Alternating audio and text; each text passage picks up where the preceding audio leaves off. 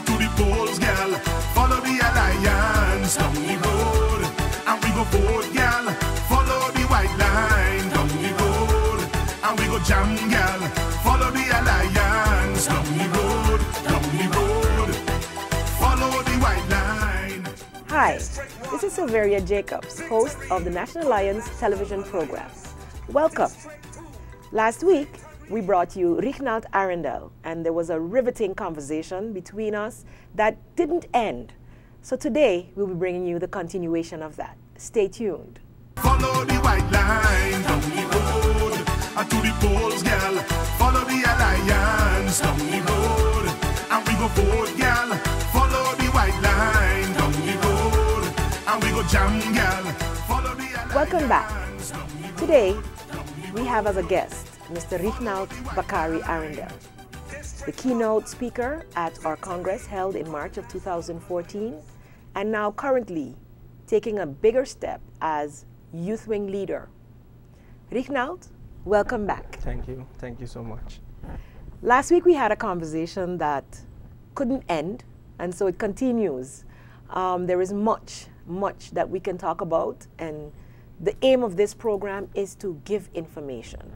When you ended last time, it was on a note that it is imperative that the youth become more vocal, become more active, become more participants in deciding this country's future, but not only in deciding it by a vote.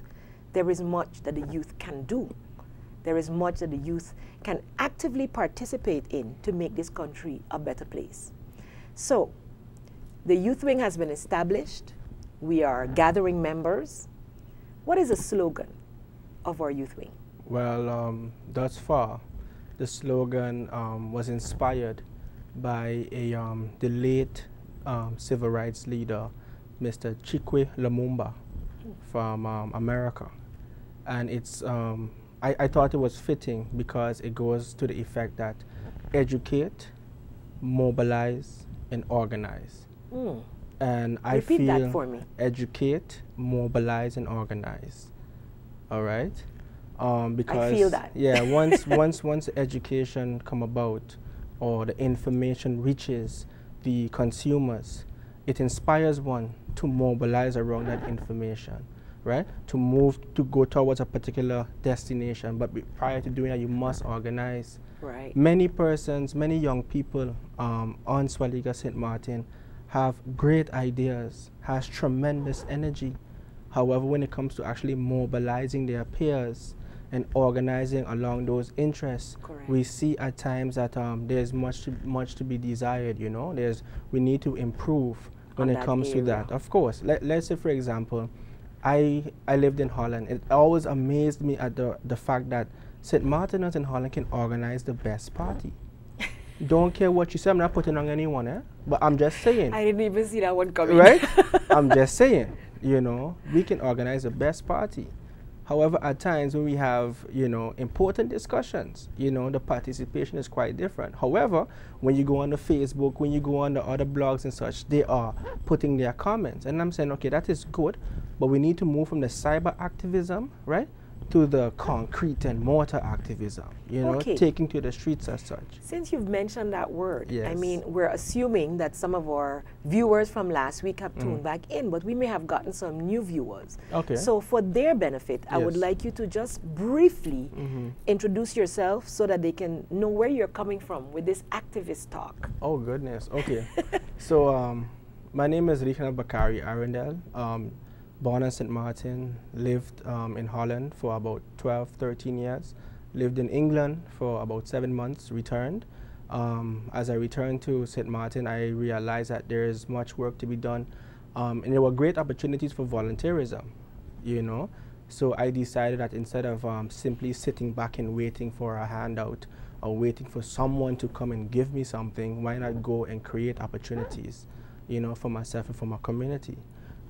Naturally, I am influenced by the great Marcus Garvey, who always taught me that self-reliance has its own rewards. Correct. You know, and the progress of an individual mirrors the progress of a nation. So if we can become more active, we can become more self-reliant and take initiative. It won't be long until we move from colony to developed country. you know. I feel that definitely, and I've said it before, Yeah, so that we have to strive towards that total self-reliance. Of course. And the only way we could do it is by empowering our young people. Of course, you know. I also want to say, I didn't get to say it last week, but this is why I feel so strongly about what I do. As you can imagine, I came from a working class, all right? And when I realized how much my parents and family sacrificed for me, to the point where when I returned and did not gain employment, my mother made Marby and I could sell and then make some change. You understand what I'm saying? When Correct. I lost my scholarship, all right, and was busy trying to figure out how I'm going to do it, she just got on a bandwagon and started selling food. So when I see how much my mother and father did for me, you know, did for me. Correct. And when I realized that I got a scholarship for so many years, it is in good conscience would not allow me to come back and be ungrateful. Exactly. You understand what I'm saying? As I always tell my son, because I have a son who's 10 years old, I always tell him that your success is not yours. Many people contributed towards your success. You understand what I'm saying? So you can't go about as if, oh, I got my diploma. It's not yours. It belongs to everyone. All who worked hard to get you Everyone there. and that's why I had to acknowledge the presence of my 5th grade teacher, because she's been in my life from ever since jump. Wow. You know. That So was at the Congress. She was at the Congress, Miss Harriet Green. She knew me from my court road boy days straight up to university.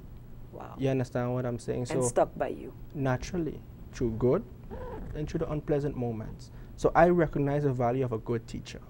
I do. So when I hear teachers getting beat upon, you know, I take issue with that, because you spend more time with teachers than your parents sometimes, you know? So I understand the value of teachers. Yeah. Thank you, Bakari. I think those viewers, I keep saying listeners, those viewers, this is television. I used to have a radio program, Okay, so that's I'm right. still It's stuck a in throwback. that mode. It's Yes. a throwback. Please forgive me, viewers. But the viewers who have just joined us today and didn't catch you last week, Yes. I'm going to say to them and to all our viewers to tune in. All of the programs that have passed, we will be posting them on our website sooner rather than later, so that all can be able to go back and view previous programs and learn, because the intention of the National Alliance Television program is to inform, to help our constituents, both the ones that may vote for us or the ones that may not, but to give more information so that when you do make that vote, that it's an informed decision. It's not a decision just based on sentiment or based on what you're used to doing. And we have to think about this country's future. And this young man right here, to me, is one of our upstanding youth. As he said before, has progressed much further from his rude boy days, which some young boy out there can identify with. Because everybody is at a different station in their lives. And we just have to recognize that life is a process which we go through. And some of us are here to help others through it. Some of us are here to guide. Some of us are here to teach. And those of you that are out there as teachers, the National Alliance definitely supports you, because the job you do is inconceivable to any other who has never taught. It is definitely a job that is worth millions and can never be paid. The payment we get as teachers is in the successes of our students, is in that one out of many that you might have said, this class is horrible. But you continue day after day. Every day is a new day. And Riegnald, I'm very happy to hear how you big up Mrs. Green. Oh, definitely. She is and remains an active participant in today's society. Definitely. And continues to guide young people and old alike. So True, definitely. you never stop teaching, and now that she's passed that mantle, not even passed it on, but helped you to develop that as well, I would like to hear some more about how you and this youth wing that the National Alliance has established, this new youth wing, because we've had youth wings before, but how this new and innovative group of young people hope to get our young people to be more participants. Well, you know, dialogue is very important. Dialogue would be the first step, because as I said previously, that to some extent there's a disconnect, a growing gap.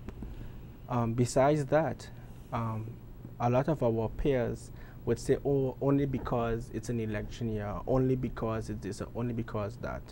And of course that is very important. But if I have to look beyond 2014 to 2015, I think we need to, the first thing to do is to bring back groups together, bring everyone back around the table and see what is the issue at hand and how we can assist. Because I can't turn water into wine. I know about the other fellow. And so it makes no sense to promise that. Exactly, you see, but we can see where we can develop solutions together. Correct. You know, I think that's one of the most important matters right now. As I said last week, we will be having the Congress, but besides that, we're also looking at leadership programs. We're also looking at enrichment programs. We're looking at programs that will equip our members, our clients, that will be able to, let's say, set up small businesses, all right, because that's a very important matter right now. We have students or young people that have access to great networks in America who are able to organize small turnkey businesses, but because of macroeconomic factors, because of policy decisions coming from corners that probably don't understand the dynamics of small business, especially amongst young people, you know, that deserves consideration. One thing that we are hoping to do is to become very aggressive, and I'm going to use the word intentionally, aggressive, when it comes to campaigns. I'm not talking about political campaigns. I'm talking about campaigns when it comes to healthcare. I'm talking about campaigns when it comes to pension. I'm talking about campaigns when it comes to unemployment. A few years back, there was a large demonstration on the north side of the island where you had persons that were basically protesting against raising of the pension age. And when I scanned the participants, they were my age and younger. So you can imagine you have a group of people my age and younger already thinking about the pension, raising the pension 5 and 15 and 50 years down the road. It tells me that they are connected, they are in tune with what is going on. Correct. You understand? When they had the demonstration exactly 1 year ago, when persons marched from Grand Marché to to the government building, it was nice and everything. However, that momentum had to continue going. When I listened to the young speakers, I heard the complaints. Yes, great, but how do we organize around that? Correct. You see, so the youth wing is not simply about dialoguing. It's how beyond. do we activate? How do we act upon those issues, right? In a mature, right? In a respectful, right? In an effective manner. That is our issue. You see what I'm saying? Because as I said, I am not in the business of politicizing social issues. I get very disappointed when a person is on one part of the fence, this is bad, but when they cross over, for instance, then it's not so bad anymore. You understand? I have a serious issue with that because at the end of the day, when I go in a community, they're not lashing at you. They're lashing at us. Correct. And as young people, the expectations has grown higher. You understand what I'm saying? So any move we make right now, oh, you see they're gone away, and they come up with this foolish ideology, and so we're right now under a magnifying glass. You understand what I'm saying? It's because of actions in the past. Correct. So that's why we must take ourselves a bit more seriously when it comes to these matters. So I would say campaigning, inward investment will become our great priority. Why? We think we have taken note of the fact that we have such a growing youth unemployment. I saw the figures in the macroeconomic outlook that was released 2-3 days ago. And youth unemployment is still very high. And as you pointed out last week, if youth unemployment is so high, whereas you have persons my age and up is working, right? What will happen to our pensions? Because the pensions must come from someplace. Correct. You understand? But besides that, we're also seeing that, I have to get my accurate information, but I suspect that work permits might still be issued. You understand what I'm saying? So if work permits are being issued and the youth are unemployed, then what is happening? There's a serious disconnect What is there. I'm just wondering what is happening. Good.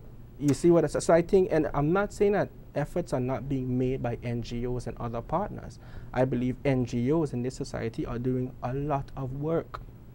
I really believe that. Working closely with them, I really believe that. But I think this this issue requires all hands on deck, from the public sector to the private sector to the third sector, which is called the NGOs. In case you've just joined us, this is the National Alliance television program right here on St. Martin Cable TV, and our guest today is Mr. Riegnald Bakari Arrindell. For those of you just joining us, it is a continuation of last week's program, and there was so much to say that we could not compress it in one half-hour session.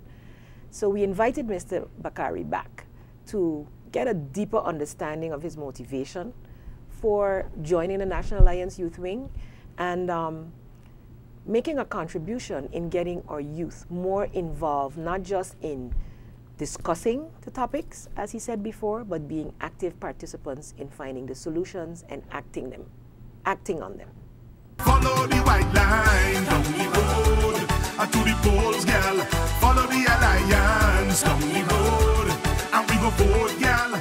Follow the white Bakari, line down the road. the Congress that you mentioned, upcoming, how do you expect it to flow, in the sense of what would be your goal? Yes, what would be the format of it? What would be your goal with this upcoming Congress? Okay, well, one of the primary goals will be to bridge the gap between consumers, or let's say our young people, the youth population, bring them closer to those who actually have the information. I think we're living in an information age. However, it seems that young persons walk around, or other persons in the community still do not possess complete information with regards to various matters. So that would be one of the first, points of order, for lack of a better word. So of course, we will be taking a quick survey of what are the main issues on young people's mind, formulate it, and then, as I said, bring in the respective representatives. Of course, it would be incomplete if we did not have a panel discussion, because I'm always very curious to hear what's on the minds of the younger generation, because it shows me that I'm actually a bit older than I imagine myself to be. Than I actually imagine myself to be, you know. But I really do value their opinions, because it's not stained by anything. It's still innocent as you are. You know, they don't really have to worry about mortgage and job or whatever have you. They just speak freely, you know, and that's how I know when it's sincere. Whether I agree with it or not, but it's coming from a sincere place. And the fact that they express themselves shows me that they care. Okay. Even if they're critical, but it tells me that they care. And I did experience the government hosted a youth conference last year. Okay. And I was participating in it with the youth. And I realized and agree with you that information was lacking. The discussion was riveting. The young people contributed. But they themselves, during the question and answer segment, said they would have preferred to have more information prior to being at the conference. So then that format that you are suggesting, where information will be given prior to having the youth actually discuss and bring out their opinions, I think is a very valid one.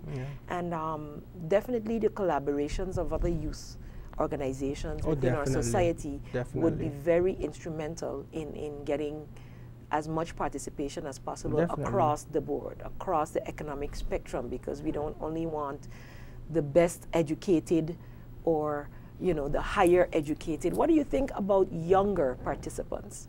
Younger in the sense of children themselves. Oh, wow. 7 to 12-year-olds. Well, you know, to be honest, I love it. You know why? Because eventually it means that they will have something to work towards too also. You know what it is to have a vision implanted in your mind? When you have a vision, it's because everything that you do must bring you one step closer to that. And I sincerely believe that once a vision is implanted in the minds of young people, right, that they own, right, you can't stop them from that trajectory. So I agree with that. When I look at other countries, China, Europe, the so-called Middle East, and the way that they socialize their children, it starts from in the mother's belly, actually, straight up. And that's why we see such strong nationalism. That's why we see such strong fervor for culture, to maintain and to perpetuate the culture, because they envision themselves at a certain point, you know, in space and time. Exactly. So I am all for it. Unfortunately, I've noticed that many young persons of that particular group are walking around without any goals. Wherever the winds of change should move them, they go with the flow. And that's very dangerous. And there's a lot flowing around them nowadays. Yeah, we have to admit that as well. Well, we grew up in a with much that. more innocent age and stage of I development. agree with that. No, so I agree with that. I totally agree with that, all right? Considering those factors, okay, this is the result that I'm seeing. correct. And I think that is dangerous. Why? I had the good fortune to work close with interns a few years ago. And I would always ask them, where do you see yourself in 5 years? Where do you see yourself in 2 years? Where do you see yourself next month? And most of the time the response would be, I don't know, I don't know, I don't know. So for me, what I would do, and they would call me disgusting, but I would just go and get a sheet of paper, you know, sit and say, plan with them. just what do you want to do, and how are you going to get there? All right. So whether you follow it or not, it's up to you now. But I have made an attempt to bring this to the surface to let you know what kind of planning tools is out there. You know, 2 years ago I gave a talk by the Mac School, and I was speaking with some children. A great bunch, really, great bunch. And what we did an exercise for team building. So we got together, I got them in small groups, and I presented a problem. So one person had a problem, and now everyone must now come together and help that person solve that problem. Why? Because many times we figure, well, oh, my problem is my problem. No one in the room has this problem also, you see? So what I'm doing, I'm trying to get everyone back in the same fold, that your success is also my success. Because think about it, if I go to school and study, become quote successful, and you're not, you might come and rob me. Let's be real. Yep. All right? So, but once both of us are all right, we know for a fact. We don't have a little calmer society. You understand what I'm saying? So if we look out for each other, and it's happening. It's happening in small pockets in the community. However, we must enhance it. Okay. All right? I think now that's a perfect segue into volunteerism. Oh, wow, yes. The National Alliance Youth Wing, one of the things you mentioned in your own activism was volunteerism, and I also heard you mention it in the National Alliance Youth Wing in terms of us getting our participant level in the youth more at a stage where we can see more action. One of the things that the National Alliance also has is district councils. Correct. I think it would behoove us to make sure that the youth in the districts also can identify with the district council members, so that that connection is also there. How do you see, or what types of volunteering? Maybe we can classify it with the pre-adolescents. Oh boy. So those under 12, and then the ones over 12. So the teens up to the young adults. What type of actions do you see them being able to execute within their communities? Okay, well, off the top of my head, I'm hoping that we give particular consideration to mentoring programs, for instance, you know. That's something I've been passionate about. I really enjoy sharing, especially with young boys, because in our community, unfortunately, our young boys are not growing up with male figures. You know, I mean, whether your father is not there, but if you have a male figure, it also plays a role, you see. But I've come to understand through my the females in my network that we as men aren't doing as much as we should. There are various reasons for this, as you can imagine, you know. But what I would like to see more mentoring going on, especially when it comes to afternoon school programs and such, when it comes to literacy, when it comes to rites of passage programs. I say literacy because I was reviewing a document from the Millennium Development Goals for 2011, and it stated that the illiteracy rate in various neighborhoods is higher than the national average. That's what I read. And I became rather concerned, because if that was to continue for 10, 20 years, I don't want to imagine what kind of society we will have. So this is not a knock on anyone, but this is what the finding was. And responsible organizations, responsible persons will look into this. Yes, definitely. I think literacy, and then persons might get confused. They would think you mean by the young people only. Oh, that's no. In the community. In the community, and as a former, you're never a former teacher, but in my, while I was teaching, I taught in two communities, Cold Bay and Dutch Quarter. You have a lot of incidents where parents are unable to really assist their children, not only because of time, but sometimes they're just intimidated by the level of work. And parents who have gone to school in our society even say, but you're giving them things in elementary now that we got in high school. And people who don't have children in this day and age can't wrap their minds around that. So what we expect nowadays from our students is higher. Then definitely what we expect from parents is higher. So we not only need to look at the literacy of our children, we need to look at the literacy of our adults and gear programs towards those. I totally agree, because that's what I said earlier. We're living in the information age. And okay, not to deviate from the subject, when you look at the financial crisis, one of the primary things that led to the financial crisis was that some had information and some didn't have information. That's all it was, Those that had it was able to, protect themselves, whereas those that didn't have it ended up losing everything. That's just to show you how important information is, Reading, of course, is so critical, because St. Martin is not only competing with the North, we're competing with the entire region. We're competing with the whole world as a result of globalization. And the youth is an important factor in the development of any country. All right? So if our youth are not equipped sufficiently with those technical technical skills and competencies, right?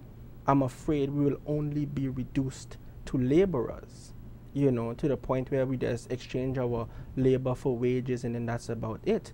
And the trend that we see of importing others to do tasks that I know many St. Martiners are equipped to do will just continue. And who are we to blame? Government? I don't think so. I think it starts with us. I really think it starts with us. We've come to the end of another very riveting and informative program of the National Alliance television program with our guest, Riegnald Bakari Arrindell. I will give him a few seconds to round off his thoughts on this week's program. And of course, as the months go down, the weeks go down, we will be inviting him back to share some more on the progress with the Congress and other plans for the National Alliance Youth Wing. Riegnald? Yes. I'd like to thank you for the opportunity to share some thoughts and to give a brief outline of the Youth Wing of the National Alliance. I'd also like to re-emphasize that in our generation, has the capacity, has the energy, and has the commitment to playing a part in bringing about those fundamental changes in our society. I do want to encourage my peers and those much younger than myself to get involved. The time to sit down and complain is way over. We are living in a time where we can compare information, we can go back and get in contact with persons who might not have the information or might not have the skills that we possess, and simply link with them in an effort to bring about that change. So I do want to thank everyone for the viewers for the time, and I look forward to meeting with you again in the future. Thank you very much. I am Sylveria Jacobs, and come back next week when the National Alliance television program will bring you more information on our plans and projects for this year and beyond. Follow the white line down the road, to the polls, girl. Follow the alliance down the road.